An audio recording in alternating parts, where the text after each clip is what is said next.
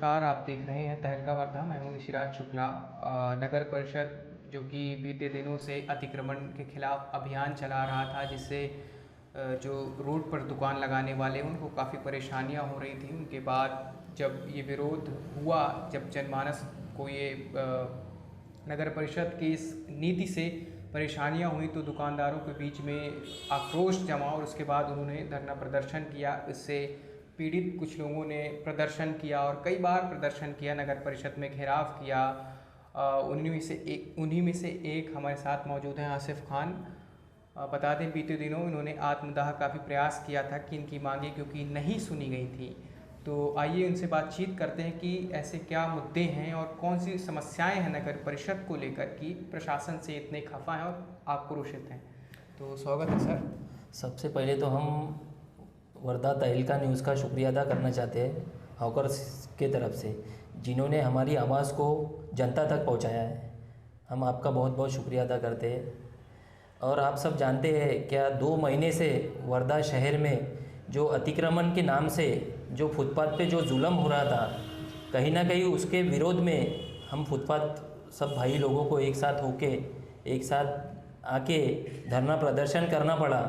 और उसके बाद भी हमारी डिमांडों को पूरा नहीं किया गया, हमारी तरफ नज़रअंदाज़ी की गई, जिसके निषेध में 2 दिन पहले 1 तारीख के दिन हमने आत्मदहन करने का सोचा था हमारे पूरे परिवार को लेके, क्योंकि ये नगर परिषद प्रशासन ने हमको आत्महत्या करने पर मजबूर कर दिया था। क्योंकि हमारा परिवार उसके भरोसे ही चलता है, उसके सिवा हमारे पास दूसरा कोई इनकम नहीं आता है। हमारे बच्चों के एडमिशन है, कई लोगों ने कर्जा उठाए, उनका कर्जा फेडने का था। बीच में स्कूल का सीज़न था, वो टाइम भी नगर पालिका की ओर से बहुत ज़्यादती की गई। और अभी आने वाले टाइम में राखी है, उसको देखते हुए हमने जो आत्मदहन करने की एक कोशिश करे थे, फुटपाथ वालों को न्याय मिलने होना, तो उसकी कहीं ना कहीं नगर पालिका की ओर से दखल ली गई है। और हमको कल सीओ साहब ने मीटिंग के अंदर में बोला गया है कि आप अपने अपने दुकानें हाथ गाड़ी पे पीछे पीछे लगाइए, हम आपके बारे में भी सोचने के लिए तैयार है। लेकिन हमारे साथ 2 महीने से नाइंसाफ़ी हो रही है और हमारी आवाज़ कोई नहीं बना, अभी तक कोई लीडर नहीं आया हमारे बीच में। जब वोट का टाइम रहता है तो हर लीडर हमारे तक आता है और हमको हाथ जोड़ के ये विनंती करता है कि हमारे तरफ ध्यान रखिए। लेकिन अभी तक ना कोई विपक्ष के तरफ से हमको किसी का कॉल आया, ना मिलने के लिए आया है। इसके पहले भी ऐसा हुआ था, तो माननीय खासदार साहब ने हमारी मीटिंग लगा के एक बात किए थे, उसके बाद में ना हमारी ओर से कोई एक बातचीत हुई हमारे संदर्भ में किसी के साथ। अच्छा, ये जो पूरा मामला हुआ है उसकी शुरुआत कब से हुई? शुरुआत 2 महीने हो गए ये बात को। जी। शुरुआत में नगर परिषद ने अतिक्रमण हटाया, उसके बाद जब आप लोगों का सामान जब्त हुआ, दुकानें हटाई गई, उसके बाद से फिर ये विरोध शुरू हुआ। और उसके बाद में जब नगर पालिका हमारा सामान उठाती है तो इस तरह से सामान उठाती है क्या, कोई यानी उसका वही नहीं है। और नगर परिषद के अंदर में ऐसा डाला जाता है जैसा कचरा डाल रहे हैं अपन। और उसका ना नियम तो ये बोलता है कि जिसका भी सामान उठाए उसका पंचनामा जगह पे किया जाए, किसका क्या क्या उठाया गया। कई बार ऐसा हुआ, हमको देखने में मिला, हमारे इसमें आया कि 4-5 बंडी और कुछ टेबल नगर पालिका से भी गायब है। वो हमने अधिकारी को इसके बारे में सूचना भी दी, लेकिन अधिकारी ने अभी तक उस पर कोई ठोस निर्णय नहीं लिया है, जिसकी वजह से हम क्या करेंगे बताओ। अच्छा, ये और जैसे कितने लोग होंगे जिनकी दुकानें थी जो उनका रोजगार छीन लिया गया है, आपके जान में कि कितने दुकानदारें हैं? वर्धा में 7,000 फुटपाथ है, जिसमें से नगर पालिका का कहना है लीगली 1200 हमारे पास में कार्ड बने हैं। वो है 20 साल पहले की बात। अब 20 साल में बताओ मेरे को कितनी आबादी बढ़ गई है। तो आज हमारे हिसाब से वर्धा में फुटपाथ 5,000 से ऊपर फुटपाथ व्यवसायी लोग हैं। अच्छा, जो वर्धा के जो दुकानदार हैं, उनका कहना है कि जो फुटपाथ में जो सामान बेचते हैं उनके कारण कभी कभी ट्रैफिक जैसी समस्याएं भी होती हैं, लोग गाड़ियां खड़ी करते हैं तो उसके कारण दुर्घटनाएं भी होती हैं, कोई ठेला लग गया कभी। तो इस चीज़ पर आप लोग क्या सोचते हैं? नहीं, सही बात है, उनका भी कहना है एक हिसाब से सही है। हमारे कुछ जो बाहर के लोग धंधा करने आते हैं सीज़न के टाइम, उनकी वजह से ये प्रॉब्लम होती है। हम इसका मंथन करेंगे और उनको आने वाले टाइम में हम बताएंगे कि ट्रैफिक को कोई भी अड़थड़ा निर्माण हमारे वजह से ना हो। अच्छा, जितने भर आप जो दुकान लगाते हैं फुटपाथ पे, उन सब का मिला के कितने का नुकसान हो रहा होगा लगभग? नुकसान तो हिसाब ही नहीं कर सकते, लाखों रुपए के ऊपर का नुकसान हमारा हुआ है। जी। अब नगर पालिका ने अब ये सोचो हमारे पे ये टाइम लाए कि हम आत्महत्या करने पे मजबूर हो गए। अब इस पे से जान सकते हैं आप कि हमारे दिल पे क्या बीत रही होंगी। 2 महीने से हम घर पे हैं, आज एक एक के घर में 4-4 जनों का परिवार है। कई जगह तो ऐसा है कि एक दुकान है और 2 भाई है, एक भाई 3 बजे तक एक भाई धंधा करता है और 3 बजे के बाद में दूसरा भाई आके धंधा करता है।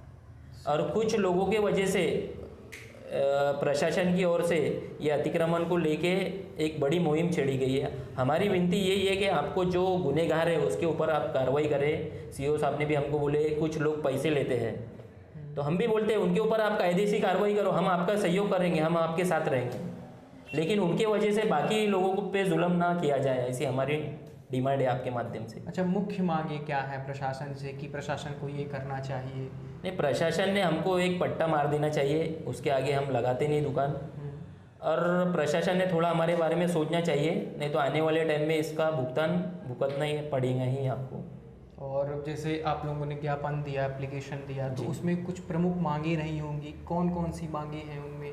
मांगे तो हमारी पार्किंग को लेके भी थी, जैसा उन्होंने कहा था हमको क्या यहाँ पे पार्किंग के लिए होना चाहिए, तो पार्किंग के लिए दूसरी जगह है ना जिसमें नगर परिषद प्रशासन और हम लोग सहयोग करके दोनों बता के वो जगह को फाइनल हो सकती है। और नगर पालिका की जगह है ना वो, जिस पे लोगों ने अतिक्रमण करके रखा है, मार्केट में ही ऐसी जगह है। तो और जैसे नगर परिषद को लिए कुछ सजेशन भी आप लोगों की, किस प्रकार से व्यवस्था को सुचारू रूप से चलाया जा सकता है? क्योंकि अभी कुछ दिनों पहले P1 P2 पार्किंग जैसी प्रणाली भी नगर परिषद ने लाई थी, लेकिन उसमें भी व्यापारियों ने आक्रोश जताया और उससे भी नाखुश नज़र आ रहे हैं। तो आप लोगों के नज़र में ऐसी कौन सी प्रणाली जो है नगर परिषद को अपनानी चाहिए जिससे कि व्यवस्था सुचारू रूप से चल नगर परिषद ने एक पार्किंग डिक्लेयर करना चाहिए। जो सत्तू सेठ जिलेबी वाले उनकी गली है, नीलमल बेकरी चौक के पास एक गली है, चाइना सेल की गली है, वो जगह उन्होंने पार्किंग करना चाहिए जिसके वजह से दुकानदारों को भी तकलीफ ना हो। और बड़े बड़े दुकानों में देखने को मिला है हमारे को ये कि एक एक दुकान में 10-10 नौकर है, एक एक के पास 10-10 गाड़ी है। अब बताओ उन्होंने उनकी पार्किंग की व्यवस्था नहीं करे तो फिर ये प्रॉब्लम तो आना ही है ना। दिन पे दिन जनसंख्या बढ़ रही है, उसके बाद कस्टमर की गाड़ियाँ रहती, कहाँ रहेंगी वो? अच्छा, आप लोगों की इस संदर्भ में जो व्यापारियों का जो संघ चलता है उनसे कोई बातचीत हुई, जो उनके संगठन, किसी भी व्यापारी संगठन से? नहीं, ऐसी अभी तक किसी से कोई बात। या उनका कुछ प्रतिक्रिया आप लोगों के साथ क्या हो रहा है उसमें कुछ भी उन्होंने? नहीं, अभी तक तो ऐसी कुछ नहीं हुई। और जब आपने आत्मदाह की चेतावनी दी थी तो उस दौरान नगर परिषद की तरफ से क्या प्रतिक्रिया थी? प्रतिक्रिया तो उनकी तरफ से कुछ भी नहीं थी। ये होने के बाद, आत्मदान करने के बाद में ही ये हलचल तेज़ हुई है। आज हम अकेले कर रहे थे, कल हमारे साथ में आने वाले ऐसे 500 परिवार थे जो नगर पालिका के अंदर आत्मदान करने के लिए तैयार थे। तो उस दिन क्या क्या हुआ जब आप आत्मदान के लिए आपने चेतावनी दी थी नगर परिषद को, प्रशासन को, आप वहां पहुंचते हैं और उसके बाद उस दिन की पूरी घटना आप थोड़ा बताइएगा। नगर पालिका ने तो कुछ नहीं की है, लेकिन जब भी ऐसा ये कोई घटना होती है तो ये लोग पुलिस को आगे करते हैं, पुलिस को आगे करते हैं ये लोग। तो पुलिस ने, हमने पूरी कोशिश की आत्मदहन करने की, लेकिन पुलिस प्रशासन ने उसे रोका है। अच्छा, तो पुलिस जब आपको लेके गई तो उनका क्या रवैया रहा आपके साथ? रवैया कुछ नहीं, उन्होंने मुझे डिटेन करे और पुलिस स्टेशन लेके जाके कार्रवाई, एक नॉर्मल कार्रवाई, उन्होंने भी कोऑपरेट करे हमारे को। प्रोसीजर जो भी जी, जो भी प्रोसीजर है वो प्रोसीजर के हिसाब से हमारी बेल हुई। उसके बाद में हम सब लोग शांति से वहाँ से गए। दूसरे दिन हमारी मीटिंग लगी कलेक्टर साहब से, और माननीय पालक मंत्री साहब ने भी निर्देश दिए।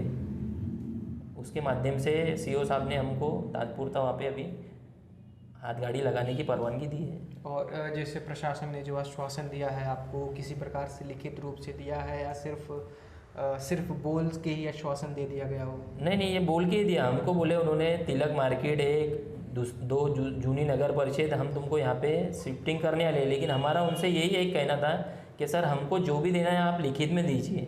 कैसा है, आप आज है कल नहीं है, कल दूसरे अधिकारी आएंगे वो हमको वहाँ से हटाएंगे तो फिर हम कहाँ जाएंगे। इसलिए हमारी तो एक यही डिमांड थी उनसे कि हम जहाँ है वही हम पीछे पीछे हाथ गाड़ी पे ना पक्का अतिक्रमण करते हुए हाथ गाड़ी पे अपनी दुकानदारी चला के अपना परिवार का पेट भरेंगे।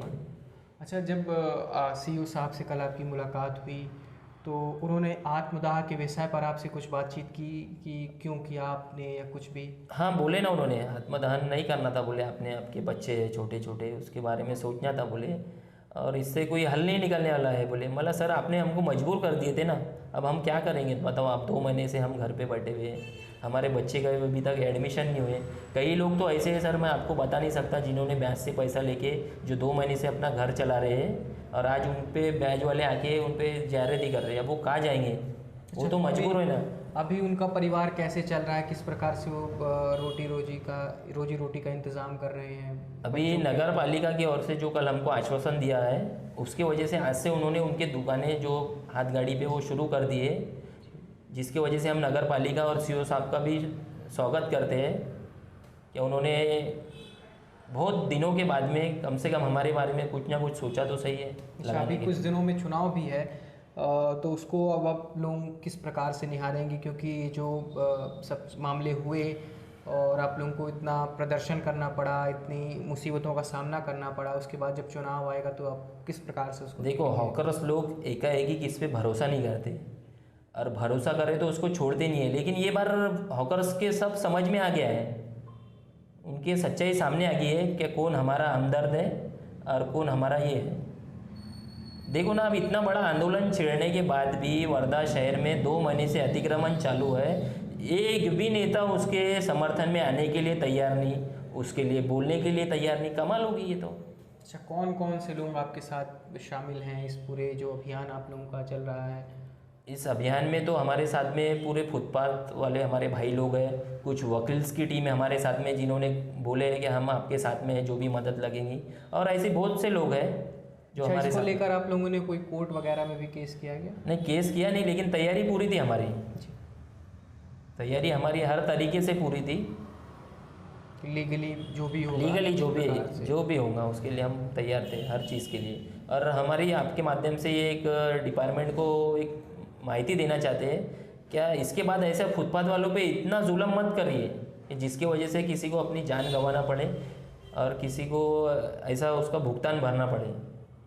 तो अब चूँकि अभी अस्थायी रूप से एक व्यवस्था दी गई है, तो अगर आगे भी आप लोगों के साथ किसी भी प्रकार की कोई गतिविधि की जाती है प्रशासन द्वारा, तो उसको लेकर आप क्या तैयारी करके रखें और आगे आपका क्या प्लान है आगे के लिए? हमारे महाराष्ट्र लेवल की तैयारी हमारी चालू है। पूरे फुटपाथ हॉकर्स जो हमारे भाई है, एक महाराष्ट्र लेवल पे भी हम टीम बन चुकी है अभी हमारी हो, तो उसमें हम ये हमारी वर्धा को लेके हमने मुद्दा रखे थे। ऐसा कुछ रहा तो पूरे महाराष्ट्र के फुटपाथ वाले वर्धा में आएंगे इस आंदोलन के लिए, अपनी मांगों को पूरा करने के लिए। हाँ, तो ये थे आसिफ खान, जो कि फुटपाथ पर दुकान लगाते हैं, और प्रशासन द्वारा जो अभियान चलाया गया था अतिक्रमण हटाओ, उसके तहत इनकी भी दुकानें निस्तनाबूद कर दी गई थी और इनका रोज़गार छीन लिया गया था। और ऐसे ही तमाम इनके साथ कई दुकानदार थे जिनका रोज़गार छीन लिया गया था, और नगर परिषद से इन्होंने अपनी मांगें की थी, और जब प्रशासन ने इनकी बात नहीं सुनी तो इन्हें आत्मदाह तक भी जाने का प्रयास करना पड़ा। और अब देखना ये है कि नगर परिषद जो है आगे किस प्रकार से स्थायी व्यवस्था लाता है और सुचारू रूप से पूरी व्यवस्था चल सके उसके लिए क्या योजना बनाता है, देखना काफ़ी दिलचस्प होने वाला है।